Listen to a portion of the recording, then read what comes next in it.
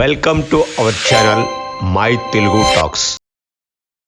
Influencers ప్రస్తుతం భారతదేశంలో ఇన్ఫ్లుయెన్సర్స్కి రాబోయే 5 సంవత్సరాలు రాజకీయ పార్టీలు, విదేశీ శక్తులు కొన్ని వేల కోట్లు కుమ్మరించబోతున్నవి.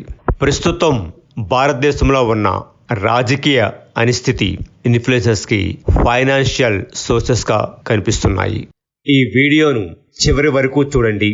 అన్ని వేల కోట్లు ఎలా కుమ్మరించబోతున్నారు మీకే అర్థమవుతుంది. ఫ్రెండ్స్, ఇప్పటి వరకు మీరు మా ఛానల్ని సబ్స్క్రైబ్ చేయకపోతే సబ్స్క్రైబ్ చేయండి, వీడియోలను లైక్ చేయండి, మీ ఫ్రెండ్స్కి షేర్ చేయండి, కామెంట్స్ రూపంలో మీ అభిప్రాయాలను తెలియచేయండి. ఇంతకుముందు ఇన్ఫ్లుయెన్సర్స్ సోషల్ మీడియా ద్వారా పేరు సంపాదించడం, తన వ్యక్తిగత బ్రాండింగ్ ద్వారా ఆదాయం పొందడం, యూట్యూబ్ వీడియోలు చేయడం, వాటి ద్వారా ఆదాయాన్ని పొందేవారు. అది వాళ్ళ వృత్తిలో భాగం. అదేవిధంగా తమ అభిప్రాయాలను స్వేచ్ఛగా మరియు స్వచ్ఛందంగా సోషల్ మీడియాలో పంచుకునేవారు. వాళ్ళ యొక్క అభిప్రాయాలు, క్రియేటివిటీ, పొలిటికల్గా కానీ సాంఘికంగా కానీ జరిగిన సంఘటనల గురించి వాళ్ళు చెప్పే అనాలిసిస్, ఏదైనా ఒక సబ్జెక్ట్ మీద కానీ, సైకాలజికల్ ఇష్యూస్ కానీ, మెంటల్ రిలాక్సేషన్ కోసం కొన్ని వీడియోలు లేదా కెరీర్ గురించి కానీ, స్టడీస్ విషయాలలో కానీ, బిజినెస్కి సంబంధించిన విషయాలు కానీ సూక్ష్మంగా అనలైజ్ చేసి ఇన్ఫర్మేషన్ను మరియు పబ్లిక్కి నాలెడ్జ్ని ఇచ్చేవారు. దాన్ని ఒక ప్రొఫెషనల్గా ఎంచుకొని ఆదాయం సంపాదించేవారు. అందులో నిజాయితీ ఉంది, వాళ్ళ కష్టం ఉంది, కష్టానికి తగ్గ ఆదాయం ఉంది. దానిని అందరూ స్వాగతించాల్సిందే. సోషల్ మీడియాలో బాగా పాపులర్ అయిన వాళ్ళని తమ ప్రొడక్ట్స్ కోసం కంపెనీస్ వాళ్ళ సేవలను ఉపయోగించుకొని తమ ప్రొడక్ట్స్ యొక్క సేల్స్ని పెంచుకునేవారు.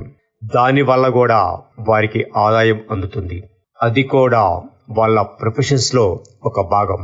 ఇక్కడ కూడా నిజాయితీ ఉంది, కష్టానికి తగ్గ ఆదాయం ఉంది. అటువంటి ఇన్ఫ్లుయెన్సర్స్ని గత కొన్ని సంవత్సరాలుగా రాజకీయంగా కూడా వాడుకుంటున్నారు. రాజకీయ పార్టీలు తమ భావజాలాన్ని వారి ద్వారా ప్రజలలోకి బలవంతంగా ఇంజెక్ట్ చేస్తున్నారు. ఇది గత కొన్ని సంవత్సరాలుగా ఉంది. ఇంతకు ముందు ఇన్ఫ్లుయెన్సర్స్ తమకు నచ్చిన భావజాలం కలిగిన పార్టీలకు ప్రమోషన్ చేస్తూ ఆదాయాన్ని గడించేవారు. ఎక్కడ కూడా తప్పు పట్టాల్సిన అవసరం లేదు, ఎందుకంటే అది వారికి ఉన్న భావ స్వేచ్ఛా హక్కు. కానీ ఇప్పుడు కొత్త బరబడిని ప్రారంభించారు. భావజాలంతో సంబంధం లేదు, పార్టీ సిద్ధాంతాలు, నిజానిజాలు వాళ్ళకి అవసరం లేదు. ఏ పార్టీ అయినా ఎవరైనా ఒక్కటే, ఎవరు ఎంత ప్యాకేజ్ ఇస్తారనేది ముఖ్యమైపోయింది. ప్రస్తుతం భారతదేశంలో ఉన్న రాజకీయ పరిస్థితులు వీరికి ఒక ఆదాయ వనరుగా మారబోతున్నాయి. రాష్ట్ర పార్టీల నుంచి కేంద్ర పార్టీల వరకు ఇటువంటి ఇన్ఫ్లుయెన్సర్స్ కోసం కొన్ని వేల కోట్లు ఖర్చు పెట్టబోతున్నారు. ఇంతకు ముందు ఇప్పుడు కూడా కొన్ని రాష్ట్ర ప్రభుత్వాలు కార్పొరేట్ సెక్టర్లోని అనలిస్టులను ఎంపిక చేసుకొని వారి ద్వారా పరిపాలన సాగిస్తున్నారు. పబ్లిక్ పల్స్ పేరుతో వారు ఇచ్చే రిపోర్ట్స్ ఆధారంగా పరిపాలన, ప్రభుత్వ హామీలను అమలుపరుస్తున్నారు. అలాగే కొత్త పథకాలను కూడా వారి ఇచ్చే రిపోర్ట్ ఆధారంగానే ప్రవేశపెడుతున్నారు. ఒకవేళ హామీలు అమలుపరచలేని పరిస్థితి వస్తే దానిని కూడా ప్రజలను ఎలా మైండ్ డైవర్ట్ చేయాలో కూడా వారు సూచనలు ఇస్తున్నారు. తమకు నచ్చిన రీతిలో పరిపాలన చేయడానికి ప్రజలలో వ్యతిరేకత లేకుండా ఇటువంటి ఇన్ఫ్లుయెన్సెస్ ద్వారా ప్రజలను ఇన్ఫ్లుయెన్స్ చేస్తున్నారు.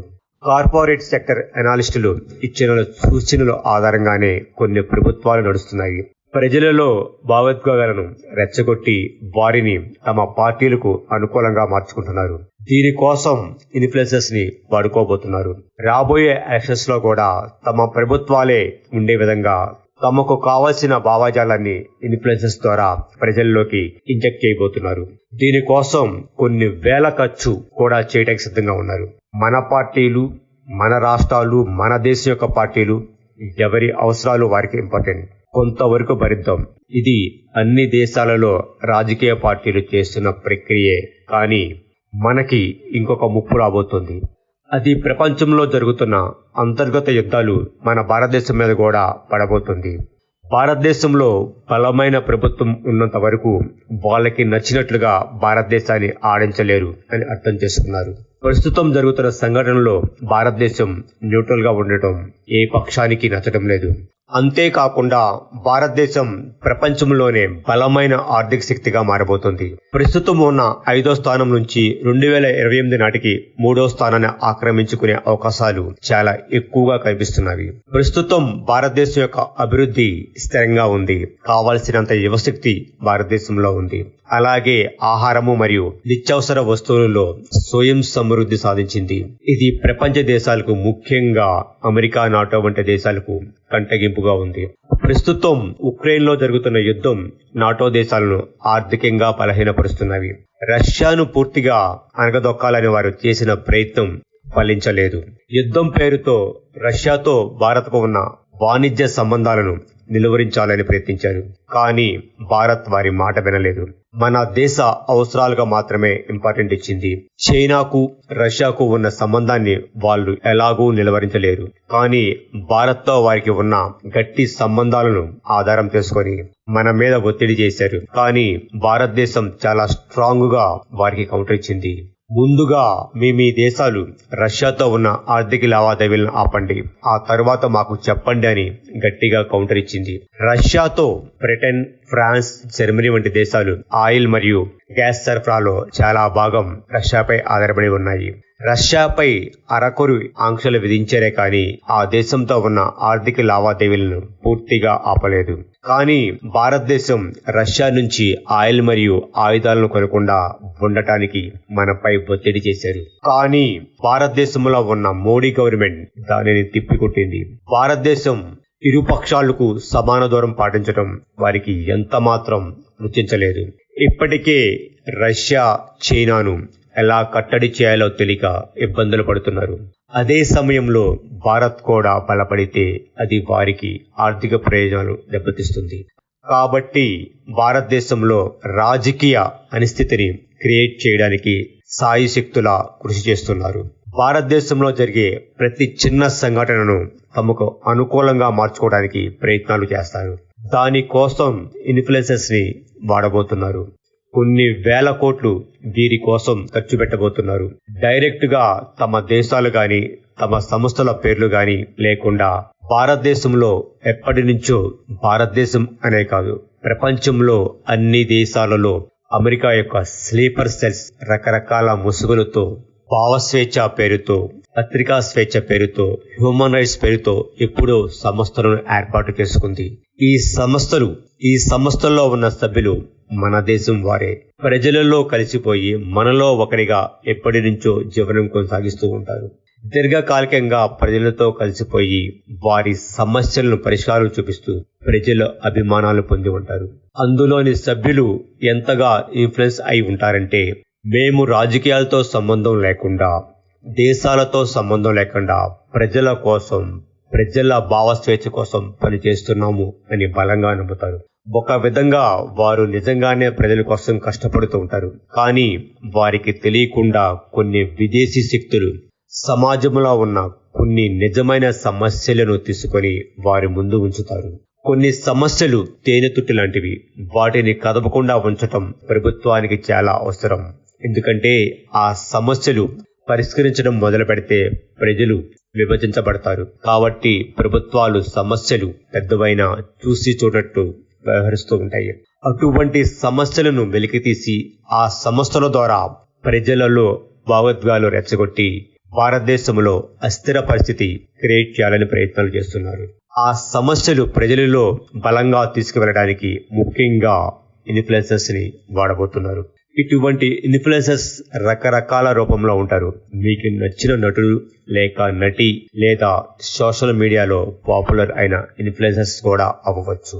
మేధావి ముసుగులో ఉన్న కొంతమంది రిటైర్డ్ గెజిటెడ్ ర్యాంక్ ప్రభుత్వ ఉద్యోగులు కానీ, రిటైర్డ్ పొలిటీషియన్స్ కానీ, రైతు నాయకులు, యూనివర్సిటీ విద్యార్థులు ఎవరైనా వారు ఇన్ఫ్లుయెన్సర్స్ గా ఉపయోగిస్తారు. వారికి కూడా తమ బ్యాక్గ్రౌండ్ లో జరుగుతున్న విషయాలు తెలియదు. మంత్లీ ప్యాకేజీల కింద కొందరిని, మరికొందరిని రకరకాల ప్యాకేజీలతో ఎక్స్టాక్ చేసి వారిని మన మీదకు వదలబోతున్నారు. మన అభిమాన నటుడు, రాజకీయ నాయకుడు, ఉద్యమ నాయకుడు, యూనియన్ నాయకుడు, మేధావి ముసుగులో ఉన్న వ్యక్తులు సోషల్ మీడియా, ప్రింట్ మీడియాలలో వచ్చే కథనాలను పూర్తిగా సమాచారం లేకుండా స్పందించవద్దు. పూర్తి సమాచారం తెలిసే వరకు కొంతవరకు సమన్వయం పాటించండి. సమస్యల్లో నిజమున్న భావోద్వేగాలకు గురి కావద్దు. బహుశా మిమ్మల్ని ఇన్ఫ్లుయెన్స్ చేసిన వ్యక్తులకు కానీ సమస్యలకు కానీ ఉద్దేశపూర్వకంగా ప్రజలను రెచ్చగొట్టాలనే ఉద్దేశం లేకపోవచ్చు. సమస్యలను పరిష్కరించడం కోసం వారు వంతుగా వారు నిజాయితీగా ప్రయత్నాలు చేస్తూ ఉంటారు. సో ఫ్రెండ్స్, ఇక నుంచి మన చుట్టూ జరుగుతున్న ఇన్సిడెంట్స్ గురించి పక్కా సమాచారం లేకుండా స్పందించవద్దు. పూర్తి సమాచారం తెలిసే వరకు కొంతవరకు సమన్వయం పాటించండి. సమస్యల్లో నిజమున్న భావోద్వేగాలకు గురి కావద్దు. సమస్యకు పరిష్కారాలను వేరే మార్గాల ద్వారా పరిష్కరించుకోవడానికి ప్రయత్నిద్దాం, అంతేగాని వర్గాలుగా విడిపోవద్దు. భారతదేశం వంటి దేశాలలో రకరకాల మతాలు, కులాలు కలిసి జీవనం సాగిస్తాయి. కాబట్టి రకరకాల సమస్యలు ఉంటూనే ఉంటాయి. అటువంటి ఎన్నో సమస్యలు తట్టుకొని ఎదుగుతున్న దేశం భారతదేశం. ఒకప్పుడు వెనుకబడిన దేశం, ఆ తరువాత అభివృద్ధి చెందుతున్న దేశం, ఇప్పుడు అభివృద్ధి చెందిన దేశం. ఆ స్థానాన్ని పదిలంగా ఉంచుకుంటాం. సమస్యలు వస్తూ ఉంటాయి, పోతూ ఉంటాయి. వాటిని జీవన శైలిలో ఒక భాగంగా మాత్రమే చూడండి. 2029 ఎలక్షన్స్ లోపు రాజ్యాంగం ప్రకారం జరగవలసిన కొన్ని ముఖ్యమైన మార్పులు ఉన్నాయి. దాని ప్రభావం, ఆ మార్పులు అన్ని రాజకీయ పార్టీలు తమ అవసరాల కోసం వాడుకోబోతున్నారు. దాని ప్రభావం రాష్ట్రాలు, పార్టీలపై ఏ విధంగా ప్రభావితం చూపించబోతుందో మరొక వీడియోలో చర్చించుకుందాం.